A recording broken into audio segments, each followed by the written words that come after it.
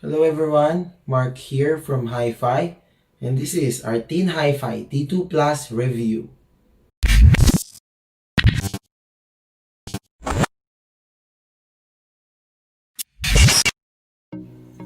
Starting with the company, the Teen Hi-Fi is a company or a hi-fi company that has been in the audiophile business for quite some time. They started in the Q1 of 2018 and they released their Teen Hi-Fi T1, followed by their Teen Hi-Fi T2, T2 Pros, T3, Teen Hi-Fi P1, Teen Hi-Fi T4, and finally the third installment of their T2 series, the Teen T2 Plus. The Teen Hi-Fi T2 Plus is the third installment of the Teen Hi-Fi T2 series, and instead of using one dynamic drivers and one balanced armature, they used a single dynamic driver, which is kinda odd because the T2 and the T2 Pro uses a balanced armature as well as a dynamic, making it a hybrid IEM. The T2 Plus also improved the ergonomics of their IEM shell. The T2 as well as the T2 Pro use a kinda edgy type of shell. On the other hand, the T2 Plus use a low profile one, which improved the isolation as well as the fit and comfort of the IEM itself.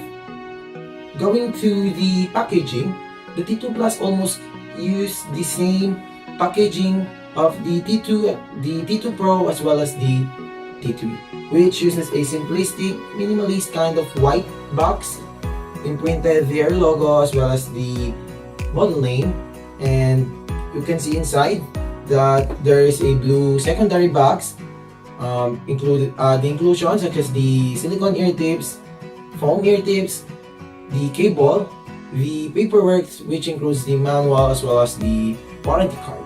Well, in terms of isolation, fit and comfort, the T2 Plus improved so much in that category. From the non-ergonomic edge design of the T2 Pro as well as the T3, they've come up to a kind of low profile design which fits to most ears of the users. Well, in terms of cable, build quality, I believe that they used a silver plated copper, which is kind of similar with the cable of the Teen Hi-Fi T3 that was released last year.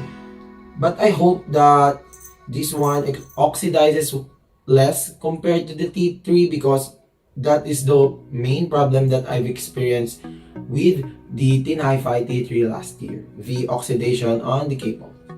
Well, I want to make it as short as possible, but I will tackle from bass, mid-range, treble, soundstage resolution, and then finally I'll compare it with various IEMs that falls inside its price tier. So let's start with the bass. The Teen T2 Plus reaches kinda deep sub bass, but it isn't the deepest that I've heard. Well, if I compare it with the Blonde BL03 that was released last year, I'd say that this has much more depth compared to the Teen Hi-Fi T2 Plus. But I believe that the Teen Hi-Fi T2 Plus gives you more resolution, more texture compared to the Blonde BL03. Going to the mid-bass, the mid-bass of the Teen Hi-Fi T2 Plus is much more quicker. It has a good texture in it. It is more punchy than thumpy because there's a decent amount of weight on it, but it is not excessive to the point that it became smooth. So I believe that the speed, the transition response on the lower bass or rather on the lows is kind of quick, especially when compared to the Blonde BL03, which is kind of slow in terms of the bass, which is the main gripe I have in this set. Well, compared to the Moondrop SS3, I believe that this one is quicker, but it gives you less quantity and more subtle presentation. Going with the mid-range, I believe that the Teen Hi-Fi T2 Plus almost have the same natural timbre of the Blonde BL03, but I believe that it is more balanced. It has good amount of lushness, good amount of thickness, and it won't sound too muffled. Unlike the Blonde BL03, the mid-bass of the Blonde BL03 is slightly bled to the mid-range, but here in the T2 Plus, they've successfully controlled that. The lower mid-range is kind of clean. It doesn't sound dry or hollow. Moving up to the upper mid-range, the upper mid-range of the Tin Hi-Fi T2 Plus is kind of clean. It sounds lean and sweet, but still there's a decent amount of weight on it, making it sound smooth rather than shouty or shrill. And I didn't notice any sibilance at all, which I think made the Tin Hi-Fi T2 Plus a really strong contender. It has a good bass, a good mid-range, and well, let's see, what about the treble? Finally, let's talk about treble. Well, as I have said in my past reviews, I'm not a treble person, but for the sake of review, I used 40 Ohms by Polyphia, Hard Times by Paramore, and Asphyxia by Cautioning. I'd say that the decay as well as the attack of the treble here in the T2 Plus is kind of quick, which made it a formidable set for complex passage such as the 40 ohms as I've said, and the Asphyxia, which throws lot of instruments inside on your face. Well, the T2 Plus made a very good job rendering those layers, and the treble never sounded aggressive, but it is there. There's a good amount of sparkle. It extends very well, but it is not a analytical set, which means there's not much prominence or there's no emphasis on the treble. I'd say that it is quite airy, it is fast, and it has a good extension and sparkle. But for those who seek a very good treble with lots of resolution, I won't recommend the T2 Plus.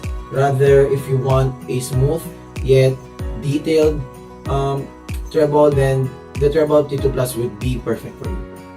I'd say that the T2 Pro and T3 have much, or rather have a little more width and depth compared to the T2 Plus. When compared to those two, these sound a bit more intimate. Well, I think the source that I've used, which is the Hi-Fi hip duct, might share some effect to that, but I think that the T2 Pro as well as the T3 gives much more air, but I think it's not too much. When it comes to resolution, when compared to other IMs in this price range, I'd say that I'd place this around 8 out of 10 in terms of resolution, because we have a TRN VX, which I have here. The TRN VX pulls out much more resolution to high-res tracks, but again, I'll talk more about it in the comparison part.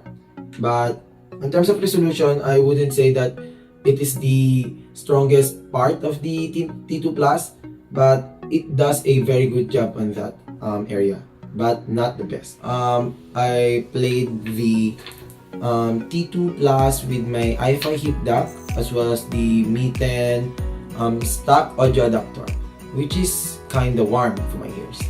Well, the T2 Plus performed very well and is relatively easier to drive, especially when compared to the Moondrop SSR. I think it would benefit more when you played it with a neutral to bright sources, as it will pull out more resolution to the treble, because I think that the bass of the T2 Plus is more than sufficient in terms of the texture as well as the resolution. Nonetheless, playing it with warm sources such as the Hi-Fi hip duct won't give you a problem. It won't sound too warm or dark. It has a very good punch down there. Lower mid-range have a very good body and lushness, while the upper mid-range has a sweet vocals. Especially for the vocals, it is kind of sweet, but it won't sound shouty or shrill like for example, the Tin Hi-Fi T2 Pro as well as the Moondrop SSR, which sounds kinda shouty to my ears. Let's go to your favorite part, which is the comparison. I'll compare it with the newly released Moondrop SSR, the TRNVX, which is the only multi-BA driver here in the bunch, the last year's king of hype, the Blonde BL03, and of course the subject of this video, the Tin Hi-Fi T2 Plus. Let's go about the bass. Well, I'd say that the boomiest and the slowest bass among the bunch is the Blonde BL05. It is the slowest, it is the most loose presentation among these, but it has the most depth in terms of the sub bass. It reaches really deep, making it sound bassy for some. But for me, among this bunch, the T2 Plus has the best balance among them. The SSR is kinda subtle compared to these three, while the TRNVX sounds thin, dry, and hollow, but it is the most detailed among these four. The mid-range of these four IEMs that I'm comparing with, the most natural timbre among this bunch is still the Blonde BL03, but it is kinda thick because the bass bleeds to the mid-range. So I think the most refined, most balanced one is the Tin Hi-Fi T2 Plus. But the most detailed among these bunch is the TRNVX, but it sounds artificial, dry and hollow, maybe due to the drivers that has been used in this IEM. So the SSR is quite smooth, but it sounds thinner compared to these two. But I believe that lower mid-range should be a bit lush for male vocals, because male vocals should sound deep. Let's talk about the upper mid-range. The upper mid-range of these four IEMs are all nice, but again, the TRNVX sounded a bit more artificial compared to the three IEMs, but this is the most detailed one. The Blonde BL03 is kinda lush up there, so I think that the Tin Hi-Fi T2 Plus as well as the Moondrop SSR managed to get the best upper mid-range, except that the Moondrop SSR kinda sound shouty and shrill for some. But as I used it with the Hi-Fi Hip Duck, I didn't experience too much shoutiness. The Tin Hi-Fi T2 Plus, if I place it 1 to 4, 1 is the highest, I'd place this at 2, because the Moondrop SSR is for me the best performing in terms of treble. It has a good resolution, fast attack and decay, great extension, without sounding too harsh or artificial like the TRNVX. The TRNVX is resolving, but it doesn't sound natural at all.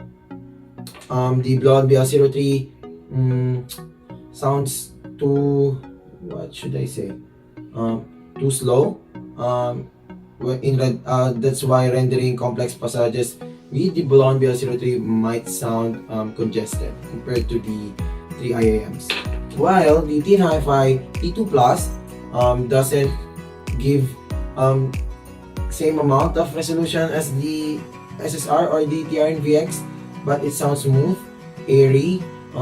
It has a good extension, not as good as these two of course, but it has a good extension while sounding smooth.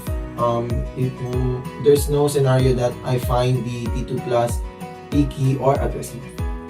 Let's talk about resolution, soundstage, imaging, and layering. I believe that layering and resolution goes to the TRNVX because of its multi-driver. I don't believe that they implemented it